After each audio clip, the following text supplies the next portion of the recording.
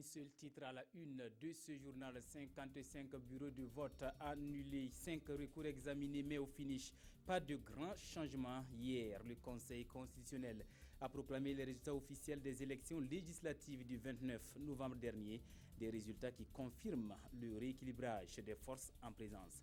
Voilà donc pour le sommaire de cette édition. Mesdames et messieurs, bienvenue à tous. Les résultats définitifs des élections législatives du 29 novembre dernier sont désormais connus. En audience solennelle hier, le Conseil constitutionnel a confirmé à quelques variantes près les résultats publiés par la Commission électorale nationale indépendante. Les sages ont noté quelques manquements dans l'administration et l'acheminement des résultats. Ils affirment toutefois que cela n'entache à rien la régularité du scrutin. On fait le point avec Konsoun Koulibaly et Pascal Kani. Les résultats de 55 bureaux de vote annulés, 5 recours examinés, mais les résultats ne changent pas pour autant. Le Conseil constitutionnel a confirmé en audience hier les résultats des élections législatives publiées par la CENI à quelques virgules près.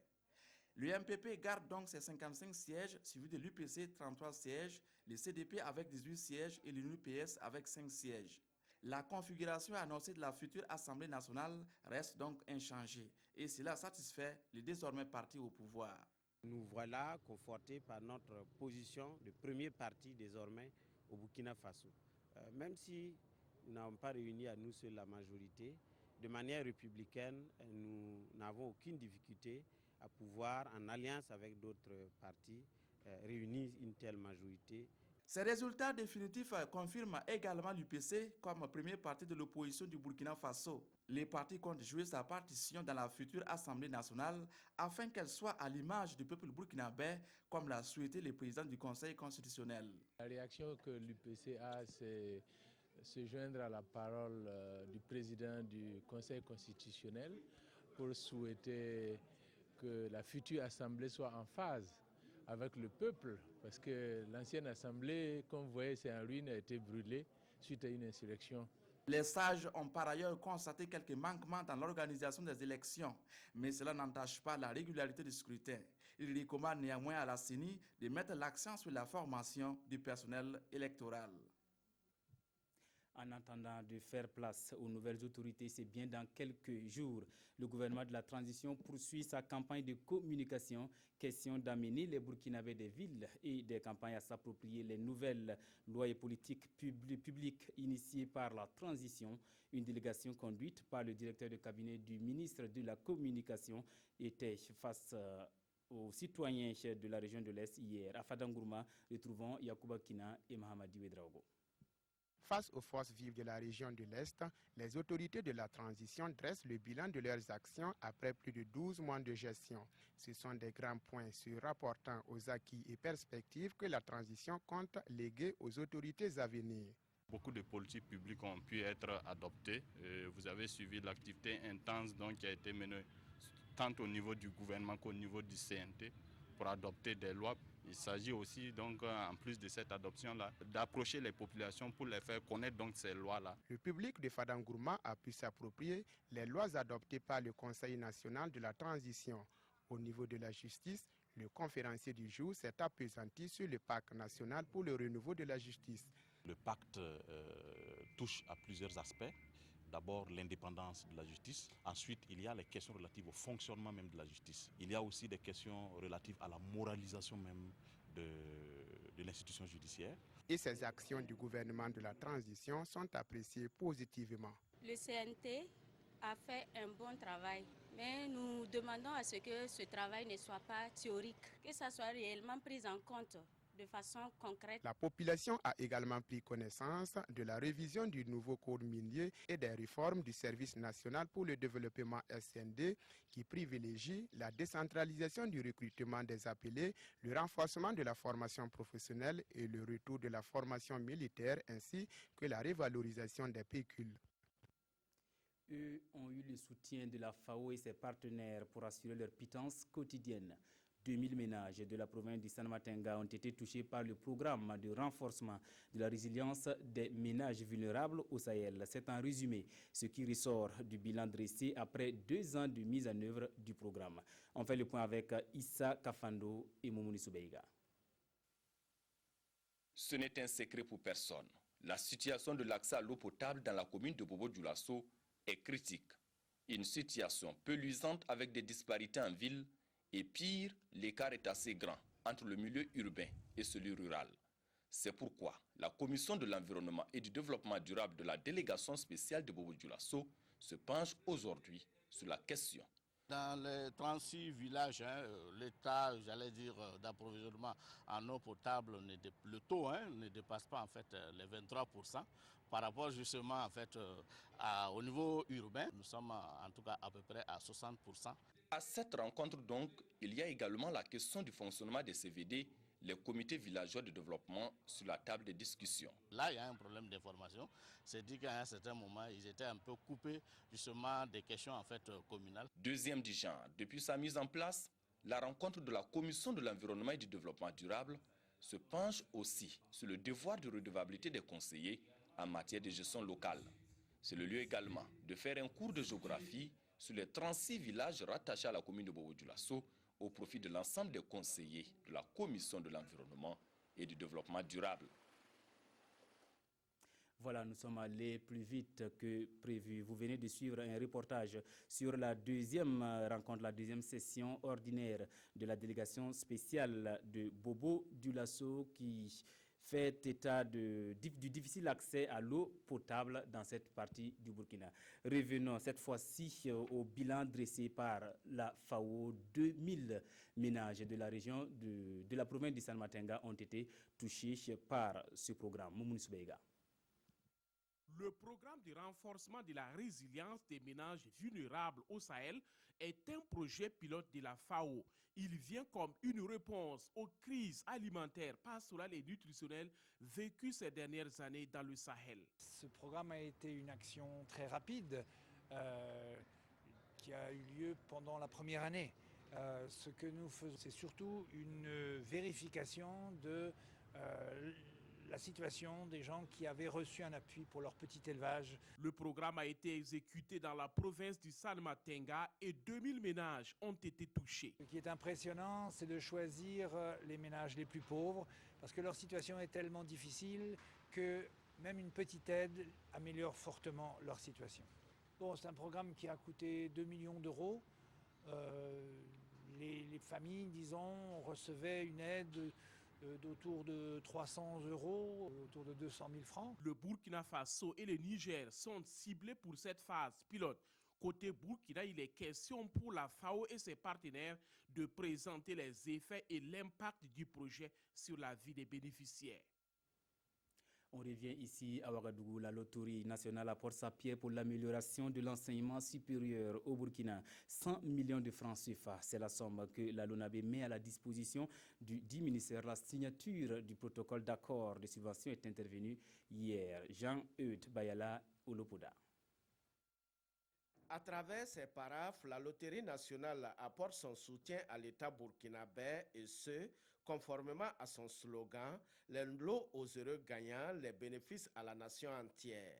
100 millions de francs CFA, c'est le concours financier de la LONABE à la première phase 2014-2017 du plan national d'action de développement de l'enseignement supérieur.